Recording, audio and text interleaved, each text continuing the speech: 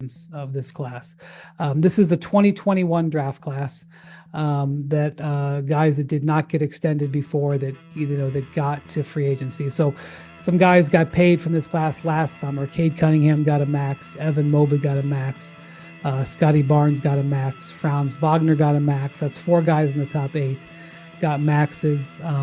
Alperen Şengün got a lot of money. Trey Murphy got a lot of money. Jalen Johnson got a lot of money, and earlier this year, Santi Aldama, who was really the only guy of the restricted guys who's gotten paid so far, got well paid. So Jalen Green got a pretty nice chunk of money, but not a long-term deal. Correct, he got paid. I should clarify that he did get paid over $30 million.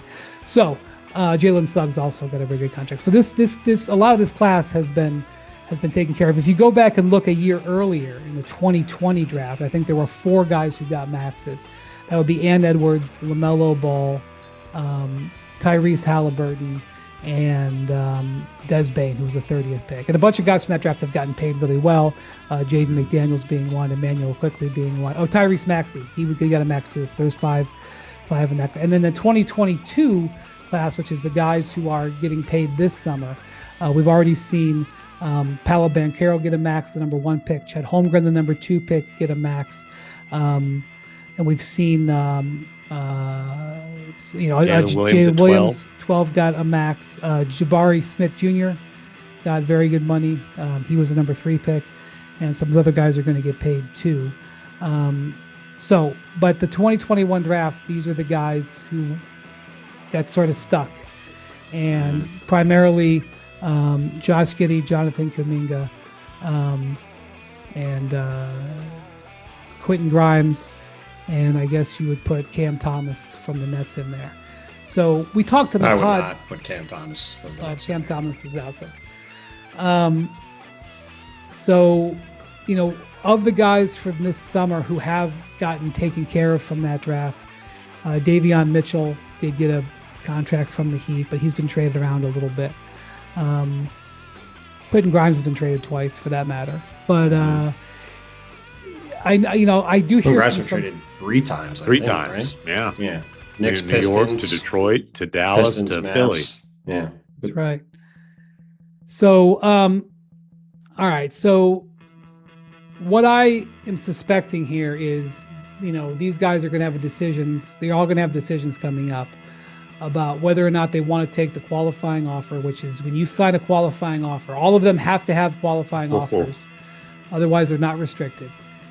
If you sign a qualifying offer, you get an automatic no trade clause, because if you get traded, the team loses the bird rights, so they can't pay you no matter what. So that's why you get an implied no trade clause, so you have control over that. Yeah. And so the team, you control whether you get traded, and you also are at odds with the team.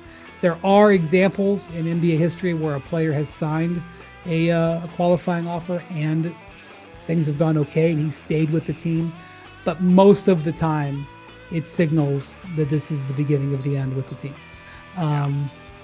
So there's also the possibility that there are offers that these guys will be forced to accept. Now, I talked earlier about how this summer was nuclear winter for free agents, especially for restricted guys, because there was only 2 teams with significant space. Next summer, there's theoretically a lot more. There's some reasoning for saying, okay, I choose free agency next year. Let's just roll it over and try again. And the qualifying offers are all pretty good money. You get a pretty good bump on what you were going to make last year. Let me just take a look at what Kuminga's is off the top of my head, because I think it's pretty good money. Not what he's hoping to get paid, obviously, but it's not something that you're really being penalized for. But it's a pretty hard sell to take the qualifying offer over the real offer. For any of those guys, you want to just go kind of case by case here, maybe starting with Kaminga. All right. I think we should do Grimes first, just because it's easy. Okay, he's restricted with Philly. I have thought the whole summer this is going to end with him signing a probably 2 or 3 year deal for a little bit over the mid-level, and there's not really a reason for it to get done any sooner, because there's not anybody else who can offer him a deal, and that's a fair offer. Philly His can do qualifying that. offer is 8.7 million. That's what he would be taking. Yeah, Grimes. Yes. And he has not made very much money in his career. He's drafted, I think, 25th in the first round. So if he gets something like 3 for 45, something in that ballpark, it's a little over the mid-level, and he gets out in free agency again pretty early. Like, I think that's a deal that makes sense for everybody. And my guess is he eventually signs that with Philly and he's there. Yeah, and it was out there that he wanted something like $25 million a year. That's just not realistic.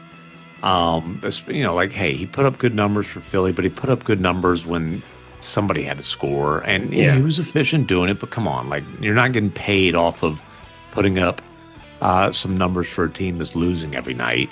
Not in a market when nobody has any space. And his negotiations with the Mavericks last year, he wanted basically, a full mid-level deal. The Mavericks were more in that like $8 to $9 million range. They wanted to give him something like Najee Marshall's contract, which is 3 for 27. That was a big factor in the thinking of the Mavericks trading him for Cody Martin, who's on the deal right in that $9 million per year range. Now, that deal blew up in the Mavericks' face. Cody Martin was hurt at the time. Caleb Martin. I, of all people, should get my twins straight. Although they're identical, so it's more confusing. Anyways, the deal blew up in the Mavericks' face for a variety of reasons. It pushed them right up against the thing where they couldn't even sign a guy to another 10 days, so on and so forth. And it looked really bad because Grimes was putting up a ton of points for Philly. But I'm just telling you, like, there were Mavericks coaches who were not happy with another trade that the team made and weren't shy to let me know about it. None of the Mavericks coaches were upset about the trade for the Grimes for Martin trade. They didn't really value Grimes long term, which is a long-winded way of saying if he's getting something around the mid-level, I think that would be a good deal for him. Yeah, and if he gets over the mid-level a little bit, as Bontemps said, it incentivizes him to sign it because that's more than anybody's probably going to offer him at this point. Josh Giddey's qualifying offer is $11 million. His situation is, when he got playing time towards the end of the season when they had the injuries, he put up really good numbers. And I'm sure his position is, well, play me starters minutes and I'll continue to put up good numbers. Yeah, he's never had a problem putting numbers up. That's true. That's not the issue. Well, and the issue is defensively. Well, and also, like, hey, Josh Giddey, to be productive, needs to be the primary ball handler, which for the Bulls right now, he's in a situation where that will be his role. Now, what's the ceiling on a team if Josh Giddey is your primary ball handler? I do think there's a ceiling there. However, all these things, it's not like this is something that's just been discovered over the last year, the last 6 months. Like, you didn't know any of this stuff before you traded Alex Caruso straight up in a deal where the reaction from anybody who knew anything about the NBA said, hold on, they didn't get any picks in that deal? The Bulls got no picks? Seriously? So if you valued him so much that you traded Alex Caruso straight up for him, how are you going to tell him you don't value him that much during contract negotiations? Well, I mean, there's valuing him and there's giving him exactly what he wants. And I suspect, again, here, I would be surprised if there isn't a deal that's struck at some point between Giddy and the Bulls. I just, the question I think is it going to be something in the $20 to $25 million range per, or is it going to be something, well north of that? I mean, at 30. And that, from what I hear, that's kind of the difference in the discussions right now. And look, Josh Giddey is a talented player. I wouldn't want to sign him to either deal because, to your point, you're sort of signing yourself up to be a 35 and 47 team if you have him as your main engine of your offense, which is right about where the Bulls were last year and probably will be going forward if they have him doing that. But he is a talented player. If you do believe in him continuing to grow and improve, like somewhere in the $20 to $25 million range is probably a reasonable deal for everybody. Again, like I would assume that gets done at some point and that he doesn't sign the qualifying offer. But to Brian's initial point, Josh Giddey has put up a lot of numbers, and I think there's a belief that he's got a chance to be a high-level player. And so I could see him saying, well, I was the 6th pick in the draft. I've made a decent amount of money. I get another $11 million. There's a lot of cap space next summer. I'll take my chances. Like that one, I think there's at least more plausibility to that than the Grimes one. But I would still be pretty surprised if he didn't eventually. Yeah, because he's even if it's the numbers the Bulls are putting out there, it's nearing $100 million total value. It's at least in the upper. Yeah. Well, and he's he's sort of the same thing as Grimes. Like, if you're a young guy like that, get 80, 90, $100 million guaranteed in your pocket, and then be a free agent again at 26 or 27, and then go try to get another one. Like, I wish I could tell you I knew what the Bulls' plan was. I do not. That's been the case. The plan has been to be the 10 seed for years. And third place in 3-team trades. They are in position to have a lot of cap space in 26 because Nikola Vucevic, Zach Collins, Kevin Huerter are all in the last year of their contracts. I assume they want to keep Kobe White. It's not likely he gets extended because his number is so low, but he's on the last year of his contract if they wanted to. Just so fans know what you're saying, he's currently making $12.8 million this year. Right. He's had a really good couple of years. He's outplayed his deal, and under the rules of the current CBA, you can only bump a guy up a certain amount of money. So it's unlikely the Bulls, they could probably offer him somewhere around like 3 for $60, maybe a little bit higher than that. And I don't think that would be enough to get Kobe extended. Yeah. The Bulls would right now. I mean, they did sign Trey Jones to be a backup point guard for them. They gave him 2 years guaranteed. They're in position to have $60+ million in cap space next year, if that's what they want to do. And if they want to keep that flexibility, because they know they're not going to be able to extend Kobe White anyway, they could just squeeze Giddy into the qualifying offer, and then they could just really have a bunch of space. Because if they sign Giddy, it limits their. Now, what are they going to do with that space? That's another question. Well, and that also depends on the number too. I mean, if he signs for a deal starting at like 21, it costs him $10 million of space in theory. So, we'll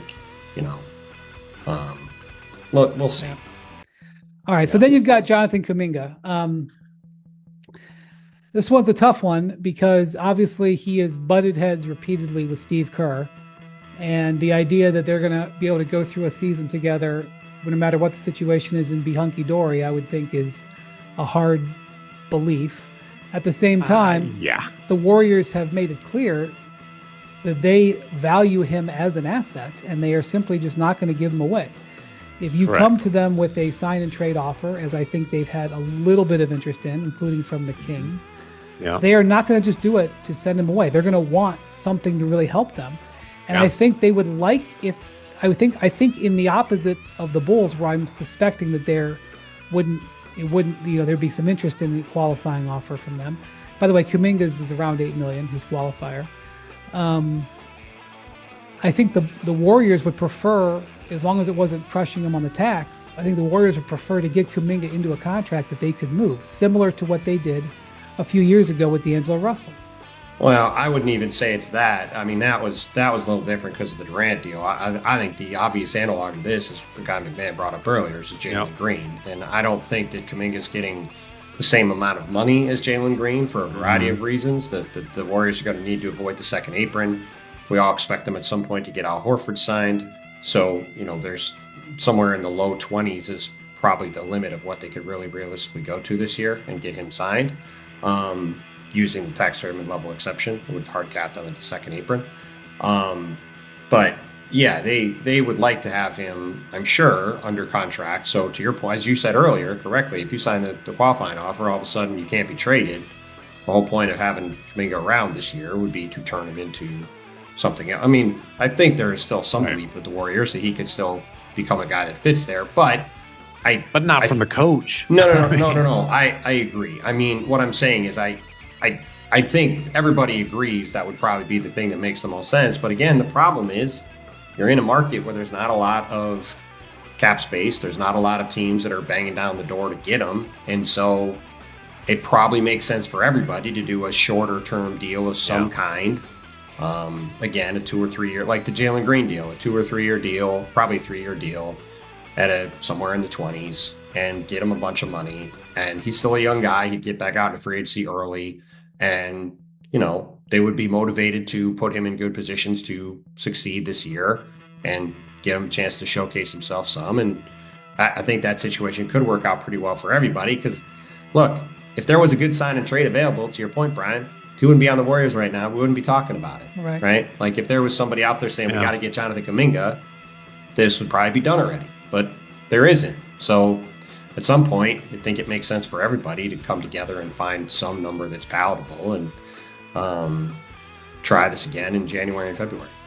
Well, maybe something materializes with the Kings or another team, but I definitely think the most likely scenario is this thing plays out similar to what you're talking about. And then, the Jalen Green contract was a 3-year deal, the third year being a player option. That kind of a short-term deal that is designed to be traded. As much as the Rockets denied that deal was designed to be traded, what happened? It was traded, right? Now, I think with Kaminga, though, it would be designed to be traded December 15th, like as soon as he's eligible.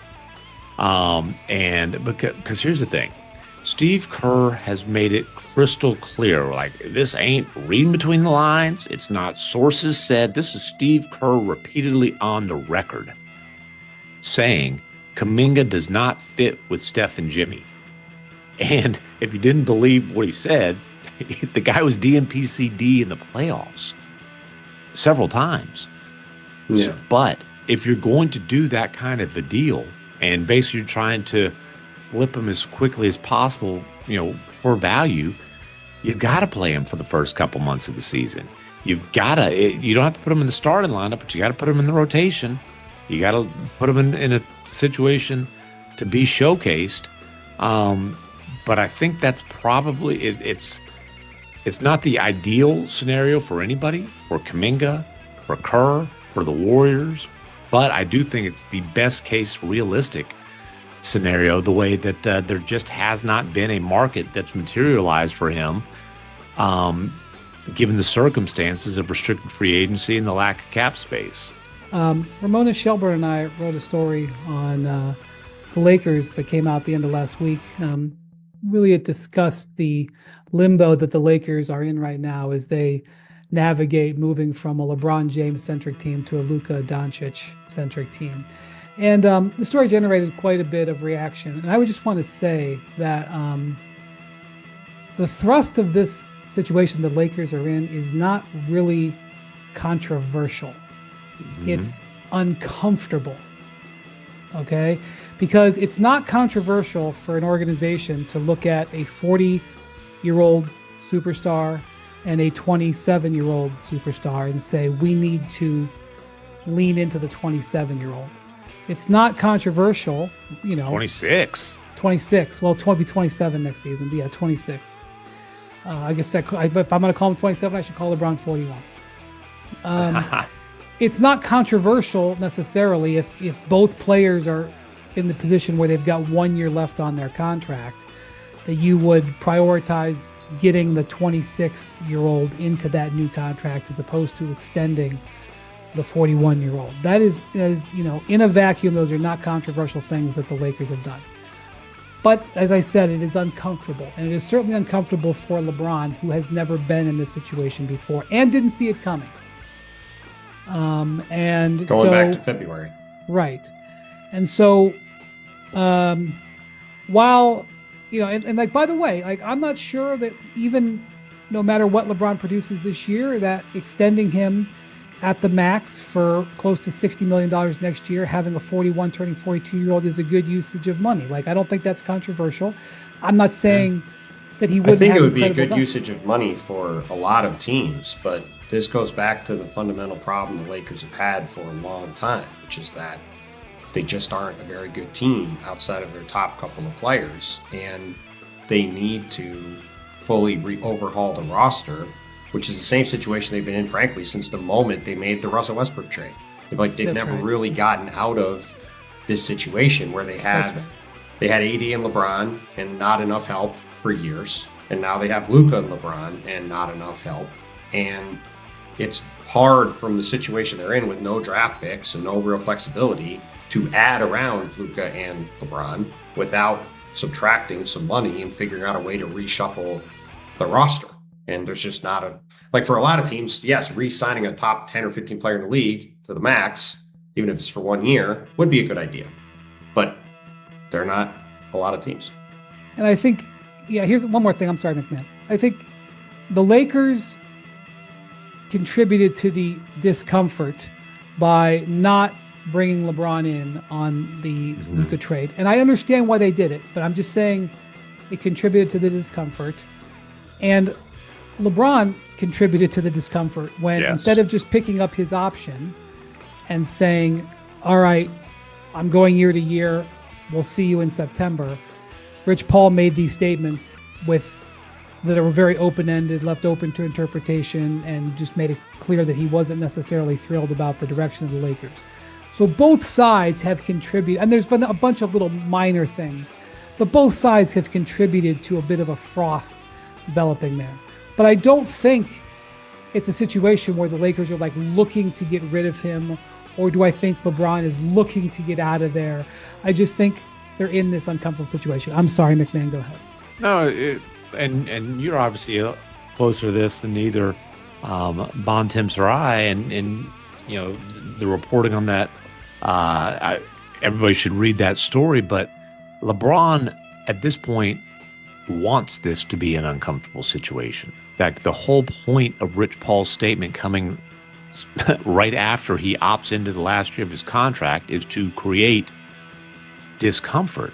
Now, what exactly the end game is, those guys are extremely intelligent people who understand the way that NBA business works and understand just how difficult any kind of a trade that would make sense for all three parties, the two teams and LeBron, would be to pull off.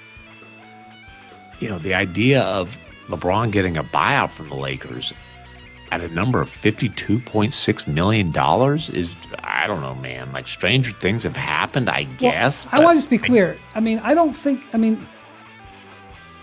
reason people are thinking about a buyout is because trading LeBron is very challenging. And it was well, wait a minute, if he's not uncomfortable or if he's not comfortable with their direction, what's his other alternative? To get off of a team, there's only two alternatives. You can be released or you can be traded. And so I think part of it is a vacuum. There's a vacuum, right, and people are stepping into the vacuum. So that's all. Well, the vacuum that LeBron via Rich Paul has created, and LeBron, when given a chance to clarify the situation, and that the Lakers have created, because again, I have been waiting for Jeannie Buss or Mark Walter or Rob Pelinka or JJ Redick or anybody to say, we're thrilled LeBron has opted in and we'll see you in September. Anybody. Yeah. Can we? Yeah. I don't need the statement, the team statement, but I'd like somebody at some point to say, this is great. We'll see you in the fall. So far, LeBron is Rich Paul isn't his saying career. it. Right. LeBron isn't saying it. JJ Redick isn't saying it. Rob Pelinka isn't saying it. Jeannie Buss. So that's why we have to keep doing this. And this weekend, nobody has said it. And this weekend, LeBron came to a Lakers Summer League game. Dave McMenamin went over and asked him if he wanted to talk about anything in the wake of Rich's comments, and he said basically no comment. I ain't got nothing to talk about. And then Rich went on the radio and did another non sequitur statement. Rich basically said that he had everybody's doing the same thing over and over again.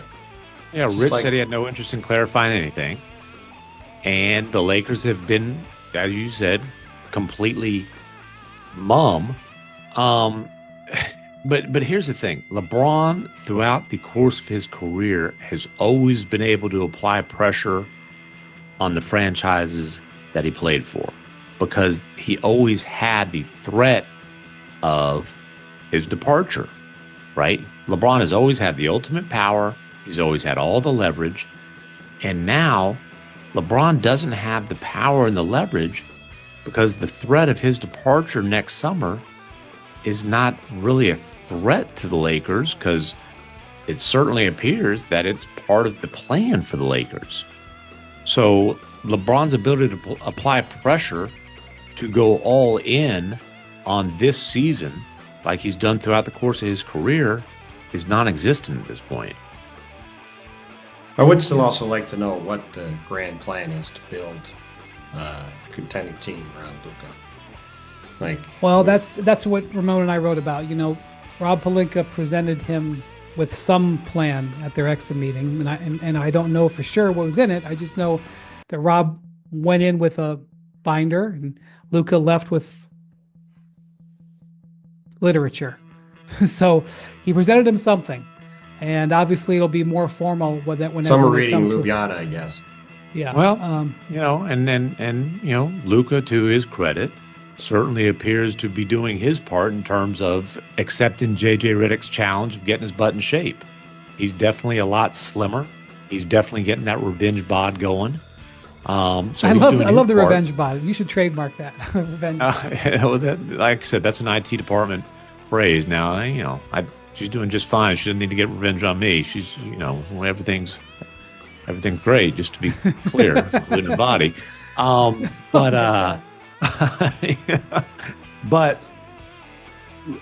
Rob Pelinka's got to roll up the sleeves on that cool leather jacket and get to work, man. And by the way, I think Pelinka wisely it's a long, patient approach because you can't microwave this thing. You can't just snap his fingers and create a championship team this year. When you were talking crazy stuff about underwear and stuff at the live show the other day, and Bontemps was slamming his head into the microphone, he hit his head with the microphone so many times he left a red mark on his head. Good. You damaged him with your... I'm glad. Yeah. He's been damaging my brain for a long time, so what else is new? Okay, a couple things before we go. Number one,